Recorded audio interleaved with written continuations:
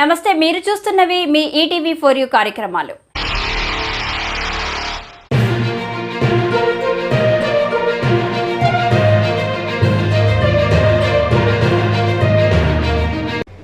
అన్నా విలేకరన్నా నీ బాధ్యత గొప్పదిరన్నా, కత్తి మీది సాము లాంటి వృత్తి లేదిరా, కత్తి మీది సాము లాంటి వృత్తి నేదిరా, ఎంత కష్టమైన దాటిపోయే శక్తి ఉందిరా. అన్నా విలేకరన్నా నీ బాధ్యత గొప్పదిరన్నా. పొద్దు పొద్దున పొద్దు పొడుపువైతావు, నువ్వు నిద్ర నొదిలి పెన్ను పేపర్ అందుకుంటావు. పొద్దు పొద్దున పొద్దు పొడుపువైతావు, నువ్వు నిద్ర నొదిలి పెన్ను పేపర్ అందుకుంటావు. లోకమంత సుడిగాలి చుట్టి వస్తావు, లోకమంత సుడిగాలి చుట్టి వస్తావు, ఆ కబురులెన్న మూటగట్టి మోసుకొస్తావు. అన్నా విలేకరన్నా నీ బాధ్యత గొప్పదిరన్నా, అన్నా విలేకరన్నా నీ బాధ్యత గొప్పదిరన్నా. మట్టిలోన రత్నాలు వెలికి తీస్తావు, ఈ మట్టి మనిషి బతుకు మారే రాత రాస్తావు. రాతి గుండెనైనా మార్చే రాగమైతావు, రాతి గుండెనైనా మార్చే రాగమైతావు, జాతి మేలు కోరే చైతన్య గీతమవుతావు. అన్నా విలేకరన్నా నీ బాధ్యత గొప్పదిరన్నా. బయటికెళ్తే ఇంటి జాస మరిసిపోతావు, నీ బతుకు నిండా బాధలున్న దాసుకుంటావు. బయటికెళ్తే ఇంటి జాస మరిసిపోతావు, నీ బతుకు నిండా బాధలున్న దాసుకుంటావు. కత్తి మీది సాము లాంటి వృత్తి నేదిరా, కత్తి మీది సాము లాంటి వృత్తి నేదిరా, ఎంత కష్టమైన దాటిపోయే శక్తి ఉందిరా. అన్నా విలేకరన్నా నీ బాధ్యత గొప్పది రన్నా.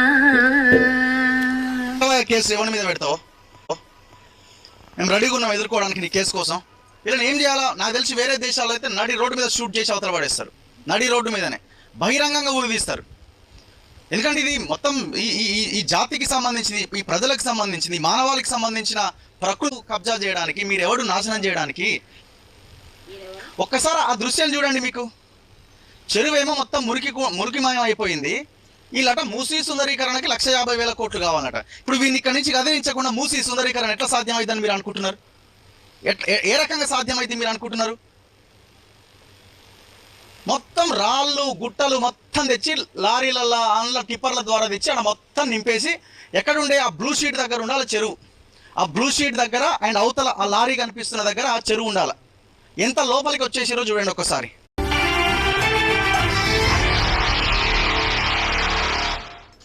ఎవరి విజయ్ కుమార్ సమాంతర ప్రభుత్వాన్ని నడిపిస్తున్నాడు తెలంగాణ రాష్ట్రంలో.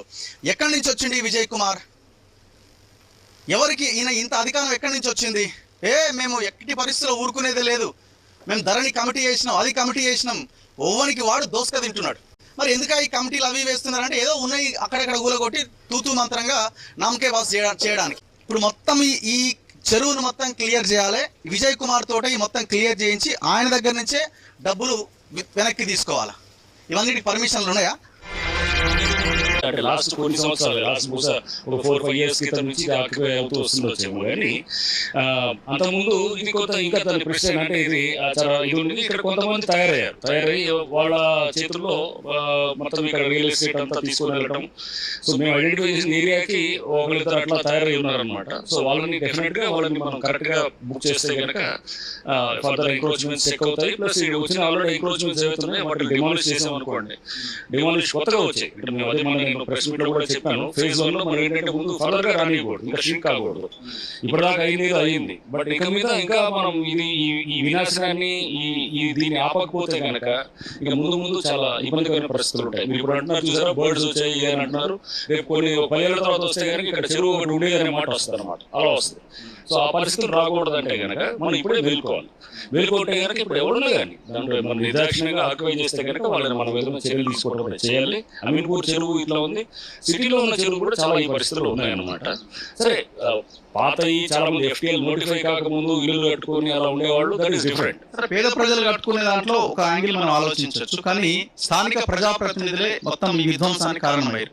మేము జస్ట్ కొంత దూరం వెళ్ళొస్తున్నాం. ఇక్కడ ఉన్న ఇరిగేషన్ ఆఫీసర్లు వీళ్ళకి ఏం తెలుసు, ఎట్లా పర్మిషన్ ఇచ్చారు ఐ డోంట్ నో. డైరెక్ట్ గా రోడ్డుని 2 భాగాలుగా చీల్చేశారు. చెరువునే 2 భాగాలుగా చీల్చేశారు. అక్కడ చిన్న చెరువట, ఇక్కడ పెద్ద చెరువట. దాంట్లో పోల్స్ కి పర్మిషన్స్ ఇచ్చారు. మరి ఏ రకంగా పర్మిషన్ ఇచ్చారో తెలియదు.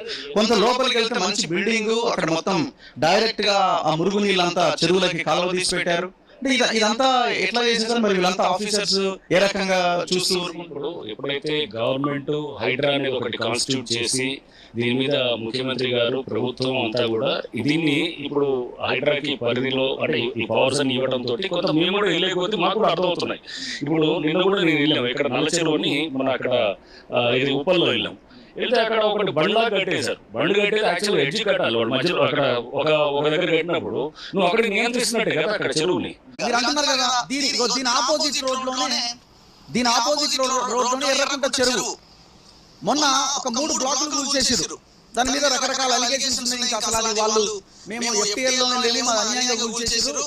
DI గంగాధర్ తప్పుడు రిపోర్ట్ ఇచ్చి మొత్తం లోకల్ గా ఉన్న లహరి లేఅవుట్ కానీ మిగతా వాళ్ళ దగ్గర లోకల్ లీడర్ దగ్గర డబ్బులు తీసుకొని ఫేక్ రిపోర్ట్ ఇచ్చి మొత్తాన్ని మాది ఏడి శ్రీనివాస్ తో పాటు అందరూ కలిసి కూలగొట్టి వాళ్ళు అంటున్నారు. వాస్తవం ఏంటో తేల్చాలి. మీరు ఎవరు ఆక్యుపై చేసినా వాళ్ళ మీద చర్యలు తీసుకోవాల్సిందే. మరి దీని మీద చర్యలు తీసుకున్న మీరు రోడ్డు కింద వైపు ఉన్న వాస్తవం మీద ఎందుకు చర్యలు తీసుకోవడానికి వెనకాడుతున్నారు? మరి దీన్ని కూల్చాలి ఇమీడియట్ గా. 2 బ్లాక్స్ అక్రమంగా కడుతున్నాడు. గవర్నమెంట్ భూమి కబ్జా చేసి మరో 3 బ్లాకులు కడుతున్నాడు. దర్జాగా లోపల వర్క్స్ నడుస్తున్నాయి. బయట వాళ్ళకి ఎంట్రీ లేదు. బయట మొత్తం లైట్లతోని పెద్ద ఎత్తున వ్యవహారాలు నడిపిస్తున్నాడు. సో మీరు చూడండి ఇక్కడ బ్లూ షీట్స్ మొత్తం ఎటు ల్యాండ్ మొత్తానికి బ్లూ షీట్సే ఉన్నాయి. దర్జాగా అదే విజయ్ కుమార్ కంటిన్యూ చేస్తున్నాడు కదా. మీరు హైడ్రా వేస్తే హైడ్రా ఇక్కడ రావాలి కదా. ఏ ఊరు మీది? లోకలేనా? ఇప్పుడు ఇదంతా చెరువే ఉండేనమ్మా? ఎన్నేళ్ళ నుంచి ఉంటున్నారు ఇక్కడ? 20 years నుంచి ఉంటుంది. 20 years నుంచి. ఇప్పుడు ఇదంతా మట్టి ఎప్పుడు పోసిరు? ఇది ఒక 2-3 years అంతే. ఇంతకుముందు అంతా నీళ్ళే ఉండేనా? అంతా వాటర్ గానీ పోవడానికి ప్లేస్ ఏం లేకుండే. ఇప్పుడు జస్ట్ పోవడానికి రెయిన్బో విస్టా అయింది కదా, అప్పటి నుంచి కొంచెం పోవడానికి ప్లేస్. ఓకే, రెయిన్బో విస్టా అదేనా? ఓకే, వాసవి వాళ్ళది అది కూడా. ఇది కూడా ఇప్పుడు ఇంత చెరువు ఇంత దర్జాగా ఇంత కబ్జా చేసి మొత్తం లోపలికి తీసుకుపోతుంటే ఎవరైనా మాట్లాడతలేరా? ఎవరు మాట్లాడతారు సార్? ఎవరికి అంత ధైర్యం ఉందని మాట్లాడతారు చెప్పండి? మా సైడ్ మొత్తం మీ నీరు ఫుల్ వచ్చేసినాయి. అసలు మాకు పోవడానికి కూడా దారి లేదు ఇంటికి. మేము అన్ని గల్లీలు చుట్టి తిరిగి వెళ్ళాలి. రావు, అన్ని బ్లాక్ చేశారు కదా, అందుకోసము వాటర్ బయటికి వెళ్ళకుండా అందులో నుంచి అసలు వాష్రూమ్ నుంచి బయటకు వస్తున్నాయి ఇంట్లో.